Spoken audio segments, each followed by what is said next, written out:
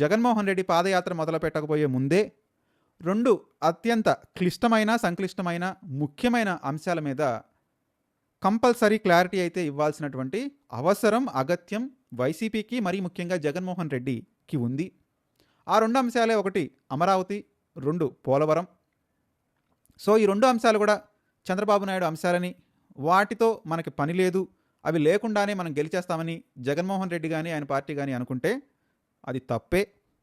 ఎందుకంటే పాదయాత్రతో జనాలు వస్తున్నారు. ఆ పాదయాత్రకు వచ్చినటువంటి జనాలందరూ రేపటి రోజున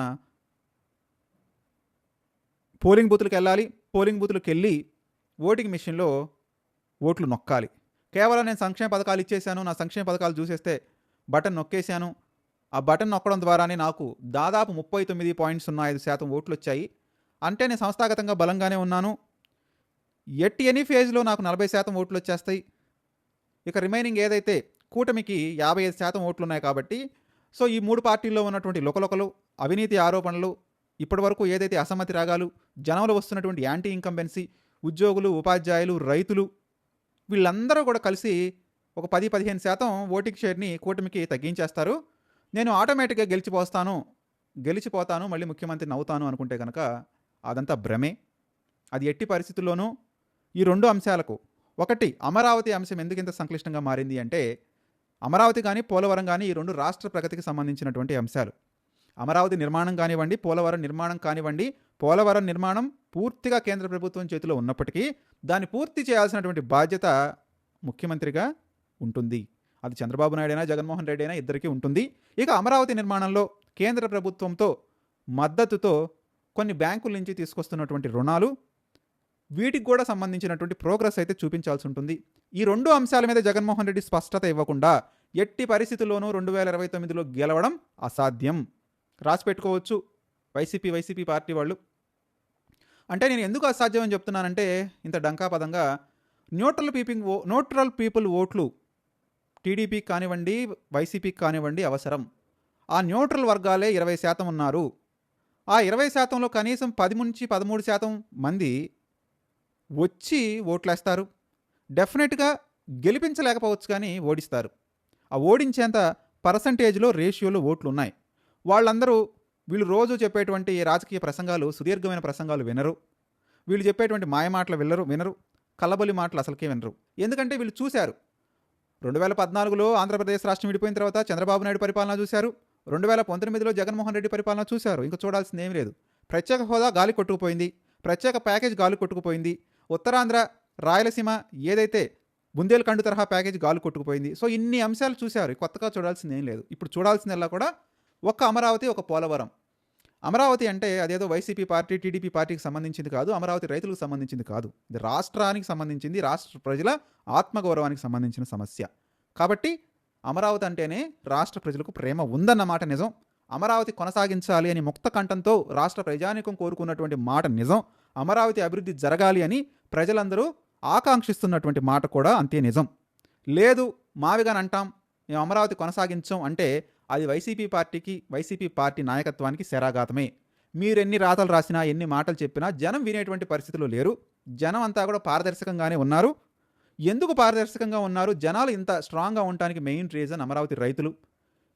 రాజకీయ పార్టీలు మారొచ్చు కానీ ప్రభుత్వం మారదు. ప్రభుత్వం ఎప్పటికీ కంటిన్యూటీ ప్రాసెసే. వీళ్ళు అధికారాలు మారతాయి. రాజు మారంగానే రాజధానిని చంకలో పెట్టుకొని వెళ్ళిపోతానంటే ఏ ప్రజలు కూడా ఒప్పుకోరు. అదే జగన్మోహన్ రెడ్డికి పెద్ద స్లాప్ షాట్ కొట్టారు 2024 ఎలక్షన్స్లో. అది తెలుసుకోకుండా ఇంకా ఈవీఎంల మీద ఏదో జరిగిందని వీళ్ళు అమాయకంగా ప్రశ్నిస్తే వీళ్ళకి మిగిలేది ఏం లేదు, టైం వేస్ట్ తప్ప. కాబట్టి ఎట్టి పరిస్థితుల్లోనూ వాళ్ళు తీసుకుంటున్నటువంటి 34 ఎకరాలకి సమాధానం చెప్పాలి. ఇప్పుడు తీసుకుంటున్నటువంటి 20,000 ఎకరాలకి సమాధానం చెప్పాలి. కాకపోతే ఈ 20,000 ఎకరాలకు జగన్మోహన్ రెడ్డికి సంబంధం ఉండదు.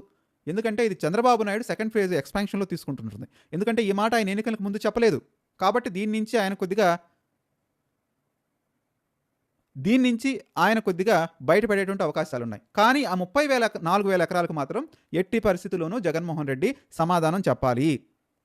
ఆ 34,000 ఎకరాలను ఏం చేస్తారు? మీరు మావిగానే అన్నారు, బాగుంది, వెల్ అండ్ గుడ్, మీరు మావిగానే పెట్టండి, ఇబ్బంది ఏమీ లేదు.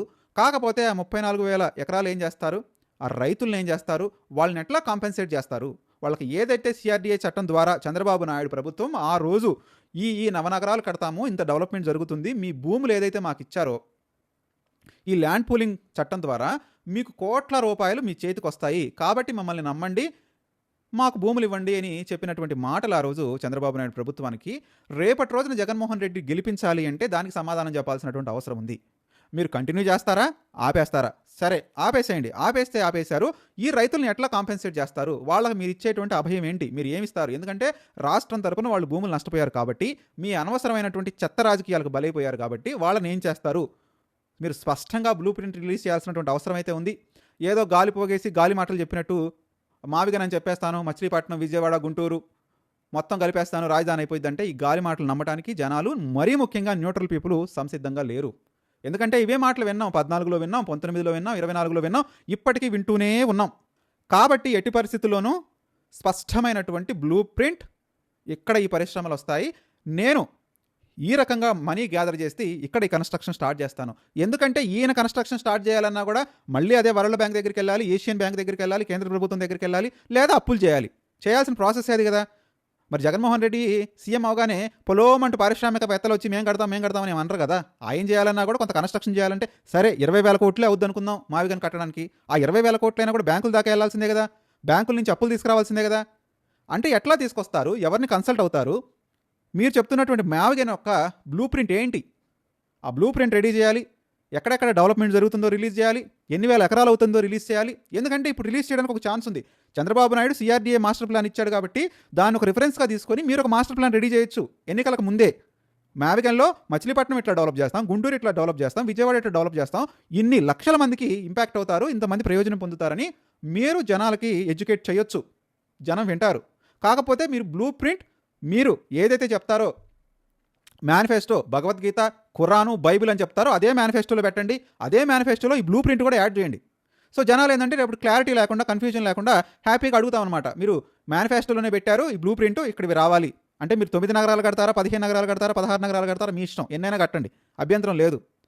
సో ఆ బ్లూ ప్రింట్ వస్తేనే, ఆ బ్లూ ప్రింట్ చూస్తేనే కనీసం, అంటే ఇప్పుడు కట్టలేకపోయినా ఇట్లా చేస్తామని చెప్తే ఆ మేనిఫెస్టోలో పెడితే కొద్దిగా మీరు న్యూట్రల్ పీపుల్ని కన్విన్స్ చేయడానికి ఉపయోగపడుతుంది.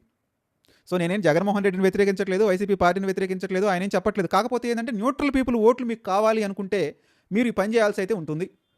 డెఫినెట్గా ఏదైతే మావిగన్ అని చెప్తున్నారో మావిగన్లో మీరు చేయబోయేటువంటి అభివృద్ధి ఏంటో బ్లూ ప్రింట్ రూపంలో ఇవ్వాలి.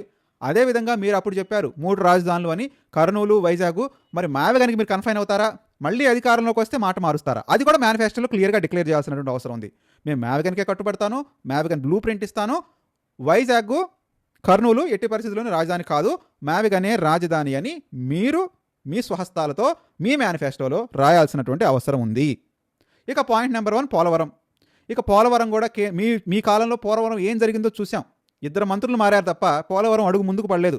డయాఫ్రమ్ వాళ్ళు కొట్టుకుపోతే దిక్కులేదు. పోలవరం గురించి మాట్లాడాలంటే పోలవరం అదొక పెద్ద సబ్జెక్టు, దాని గురించి మాట్లాడాలంటే నా వల్ల అవ్వదు అని అప్పట్లో స్వయాన వ్యవసాయ శాఖ మంత్రి మాట్లాడటం ఎలాంటి ఇబ్బందులకు గురి చేసిందో చూసాం. ఇప్పుడు పోలవరం కడతాను 2027 పుష్కరాలకు ముందే చంద్రబాబు నాయుడు చెప్తున్నారు. Well and good, welcome it. Polavaram కట్టడంతో పాటు దాని నీళ్లు నిలబెట్టాలి, ఆ నీళ్లు పారించాలి. అది చంద్రబాబు నాయుడు నెత్తి మీద ఉన్నటువంటి అతిపెద్ద బిగ్ టాస్క్. ఆ టాస్క్ అవుతుందో కాలం సమాధానం చెప్తుంది. అంతవరకు విడిచిపెడదాం. ఇక సెకండ్ ఫేజ్, పోలవరం ఏదైతే యాక్చువల్ పోలవరం అని అనుకున్నారో ఇప్పటి వరకు నడుస్తుందంతా కూడా చంద్రబాబు నాయుడు నీళ్లు నిలబెట్టి నీళ్ళు ఇస్తానంటుంది కూడా కేవలం ఫేజ్ 1. అదొక పెద్ద బ్యారేజే, ప్రస్తుతానికి రిజర్వాయర్ అవ్వదు. పూర్తి స్థాయిలో పోలవరం నీళ్ళు ఆపుకోవాలి అంటే ఇంకా రిహాబిలిటేషన్ జరగాలి, ఇంకా కొన్ని వేల ఎకరాలు, లక్షల ఎకరాలు మునిగిపోతాయి. వీళ్ళందరినీ మళ్ళీ అకామిడేట్ చేయాలి, పర్మిషన్స్ తీసుకోవాలి. తెలంగాణలో భద్రాచలం వరకు ఇంపాక్ట్ ఉంటుందని చెప్తున్నారు. మరి వీళ్ళని ఎట్లా కన్విన్స్ చేస్తారు? ఒకవైపు ఒరిస్సా నుంచి ఇబ్బందులు ఉన్నాయి, ఒకవైపు తెలంగాణ నుంచి ఇబ్బందులు ఉన్నాయి. మరి ఈ 2 రాష్ట్రాల మధ్య ఇబ్బందులను ఎట్లా నెగ్గుకొస్తారు? అంటే పర్యావరణ అనుమతులు వచ్చినాయి పూర్తి స్థాయిలో, ఏదైతే పోలవరం మనకి బిల్లులో పెట్టిన సందర్భంగా. కాకపోతే వాళ్ళని కన్విన్స్ చేయాలి, వీళ్ళని మైగ్రేట్ చేయాలి, రీహాబిలిటేట్ చేయాలి, ఆ డబ్బులన్నీ తెచ్చుకోవాలి. సో ఇది ఒక పెద్ద ప్రాసెస్ అయితే ఉంది. ఫేజ్ 1 కట్టడం కంటే కూడా ఫేజ్ 2 కట్టడమే కాంప్లెక్సిటీ. అది ఎన్ని సంవత్సరాలు పడుతుందో తెలియదు, ఎన్ని దశాబ్దాలు పడుతుందో తెలియదు. కాకపోతే ఏంటంటే ఏ బ్యారేజో రిజర్వాయరో ఏదో ఒకటి వచ్చిందిలే అని తృప్తి పట్టడం అంతే. అది చంద్రబాబు నాయుడు టైంలో అయిందని వాళ్ళ పార్టీ తృప్తి పడతాం తప్ప ఇంకా అసలు ఉన్నది ముందు పెద్ద ప్రాసెస్. సో అందులో కూడా క్లారిటీ ఇవ్వాల్సినటువంటి అవసరం ఉంది. మీరు ఎందుకు 2019 నుంచి 2024 మధ్యలో పోలవరం మీద ఎలాగైతే సంక్షేమ పథకాల మీద బటన్ నొక్కడం పెట్టిన శ్రద్ధ ఎందుకు పెట్టలేకపోయారు?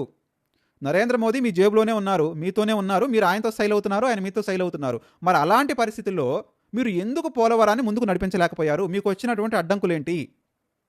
2026లో పూర్తి చేస్తా, 2017లో పూర్తి చేస్తా, 2018లో పూర్తి చేస్తా అని మీ మంత్రులే ఆ రోజు శాసనసభ వేదికగా చెప్పారు. ఎందుకు పూర్తి చేయలేకపోయారు? సమాధానం చెప్పాల్సినటువంటి అవసరం ఉంది, జనం ముందు పెట్టాల్సినటువంటి అవసరం ఉంది. ఎందుకు పోలవరంలో మీరు శషబిషలు చేశారు? ఎస్, ఇస్తాం, మీకు క్రెడిట్ ఇస్తాం, కడప స్టీల్ ప్లాంట్లో క్రెడిట్ ఇస్తాం. అంటే మేము క్రెడిట్ ఇవ్వడం కంటే కూడా సజ్జన్ జిందాలే చెప్పాడు కదా, జగన్మోహన్ రెడ్డి ప్రభుత్వం కొంత ఇంపాక్ట్ క్రియేట్ చేసింది, జగన్మోహన్ రెడ్డి ప్రభుత్వం ఆఫ్ ద రికార్డు కష్టపడింది కడప స్టీల్ ప్లాంట్లో అని ఆయనే ఒప్పుకున్నాడు. కాబట్టి అందులో డెఫినెట్గా చంద్రబాబు నాయుడు కూటమి ప్రభుత్వం ఒప్పుకున్నా ఒప్పుకోకపోయినా కడప స్టీల్ ప్లాంట్ విషయంలో జగన్మోహన్ రెడ్డికి క్రెడిట్ ఇచ్చి తీరాల్సిందే. Point number 1. ఇక భోగాపురం ఎయిర్పోర్ట్ విషయంలో కూడా వైసీపీ పార్టీకి జగన్మోహన్ రెడ్డికి క్రెడిట్ తప్పకుండా ఉంటుంది. జగన్మోహన్ రెడ్డి రాయలసీమకి ప్రోగానే ఉంటాడు, ఉత్తరాంధ్రకి ప్రోగానే ఉంటాడు. అందుకే ఉత్తరాంధ్రలోనేమో రాజధాని పెడతానన్నాడు, రాయలసీమలోనేమో ఏదైతే న్యాయ రాజధాని పెడతానన్నాడు, అమరావతిని శాసన రాజధాని కన్ఫైన్ చేశారు. అక్కడే మనం అర్థం చేసుకోవచ్చు ఎటు ప్రోనో ఎటు ప్రో కాదు. సో మొత్తానికి భోగాపురం ఎయిర్పోర్ట్లో కూడా ఏదైతే ల్యాండ్ ఎక్విజిషన్ విషయంలో కానివ్వండి, అనుమతులు తీసుకొచ్చే విషయంలో కూడా జగన్మోహన్ రెడ్డి పాత్ర మాత్రం చాలా కీలకం. చంద్రబాబు నాయుడుకి ఎంత ఇంపార్టెన్స్ ఉందో, చంద్రబాబు నాయుడు ప్రభుత్వం ఎలాగైతే దూసుకెళ్ళిందో జగన్మోహన్ రెడ్డి కూడా దూసుకెళ్ళాడు. అప్పుడు జగన్మోహన్ రెడ్డికి ఆ ఉత్తరాంధ్రలో భోగాపురం క్రెడిట్ కూడా ఇద్దాం. కానీ జగన్మోహన్ రెడ్డికి అమరావతి క్రెడిట్ ఇవ్వలేం, పోలవరం క్రెడిట్ ఇవ్వలేం. కావాలి మాకు ఆ 20% ఓట్లు కావాలి, న్యూట్రల్ పీపుల్ ఓట్లు కావాలి, మేము మిగతా 80% మందికి సమాధానం చెప్పగలం కానీ 20% మందికి సమాధానం చెప్పలేం, వాళ్లే తీర్పు మారుస్తారు అని మీరు అనుకుంటే ఈ 2 స్పష్టమైన అంశాల మీద మీరు సమాధానం చెప్పాల్సిన అవసరం అయితే ఉంది. మీరు జనం ముందు మీ యొక్క అభిప్రాయాలను బయటపెట్టాల్సినటువంటి అవసరం ఉంది. అవి 2 తేల్చకుండా, వాటి మీద ఏమీ మీరు మాట్లాడకుండా, మీరు ఎన్ని సుదీర్ఘమైన పాదయాత్రలు చేసినా, మోకాళ్ళ యాత్రలు చేసినా మీకు వచ్చేటువంటి రిజల్ట్ అయితే శూన్యమే. ఎందుకంటే ఓట్లు పెరుగుతాయి, యాంటీ ఇంకంబెన్సీ ఉంటుంది, ప్రభుత్వం వ్యతిరేకత ఉంటుంది, కూటమిలో లోటుపాట్లు ఉంటాయి, ఓట్లు పెరుగుతాయి. గెలవడానికి కావాల్సినటువంటి సీట్లు రావాలి కదా, ఆ ఓట్ షేర్ అయితే రావాలి కదా. మరి ఆ ఓట్ షేర్ ఎక్కడి నుంచి వస్తుంది? మీరు స్పష్టమైన సమాధానాలు చెప్పకుండా. అభివృద్ధికి సంబంధించి ఇప్పటి వరకు కూడా మీరు సంక్షేమం మీదే దృష్టి పెడుతున్నారు కానీ అభివృద్ధికి సంబంధించి ఇది చేస్తాను, ఆ అభివృద్ధిలో 2 కీలకమైన ప్రాజెక్టులు అమరావతి, పోలవరం. ఈ అమరావతి, పోలవరం మీద మీ స్టాండ్ ఏంటి? మీరు ఏం చేద్దాం అనుకుంటున్నారు? ఈ 2 అంశాల మీద కనుక క్లారిటీ ఇవ్వకుండా జగన్మోహన్ రెడ్డి పాదయాత్రలు చేసినా, మోకాళ్ళ యాత్రలు చేసినా, ఏ యాత్రలు చేసినా ఆయనకు ప్రయోజనం నిష్ప్రయోజనమే. అంటే డెఫినెట్గా వైసీపీ పార్టీ వాళ్ళు కూడా కొంచెం ఆలోచించుకోవాల్సినటువంటి అవసరం ఉంది. ఎందుకంటే సంక్షేమం ఆయనకి ఏదైతే చెప్పుకుంటాడో జగన్మోహన్ రెడ్డి కానీ, వైఎస్ రాజశేఖర రెడ్డి కానీ సంక్షేమం చుట్టూ తిరుగుతారు. కాకపోతే అభివృద్ధి గురించి మాట్లాడాలి, అభివృద్ధి గురించి ఎట్టి పరిస్థితుల్లో మాట్లాడాలి. అభివృద్ధి చూసి ఓట్లేసే జనాలు ఉంటారు, అభివృద్ధి కోరుకునేటువంటి జనాలు ఉంటారు, అభివృద్ధిని వెల్కమ్ చేసే జనాలు ఉంటారు, అభివృద్ధే కావాలనుకునేటువంటి కొన్ని వర్గాలు ఉంటాయి, ఎగువ మధ్యతరగతి వాళ్ళు ఉంటారు. మీరు ఎప్పుడు కూడా below poverty line, below middle class పీపుల్నే చూస్తున్నారు. వాళ్లే ఓట్లు వస్తారు, వాళ్లే ఓట్లేసి గెలిపిస్తారంటారు. కానీ ఈ మధ్యకాలంలో middle class people, above middle class people వీళ్ళు కూడా పోలింగ్ బూతులకు వస్తున్నారు, వాళ్ళు కూడా ఓట్లు వేస్తున్నారు, చదువుకున్న వాళ్ళు ఉన్నారు. కాబట్టి ఇవన్నీ ఆలోచించుకొని జగన్మోహన్ రెడ్డి ఈ 2 అంశాలపైన క్లారిటీ ఇవ్వాలి, మేనిఫెస్టోలోనే పెట్టాలి. అవి 2 జరిగితేనే న్యూట్రల్ పీపుల్ ఓట్లు మీరు ఆశించండి. లేదంటే ఈ మాస్ ఓటింగ్ అంటే మీరు యాత్రలు చేసినా మీకు మాస్ ఓటింగ్ ఉంటుంది, మీరు యాత్రలు చేయకపోయినా మీకు మాస్ ఓటింగ్ ఉంటుంది. సో నేను చెప్పాలనుకున్నది ఏంటంటే ఈ 2 అంశాల మీద స్పష్టమైన క్లారిటీ ఇచ్చి జగన్మోహన్ రెడ్డి పాదయాత్ర చేస్తే మంచిది.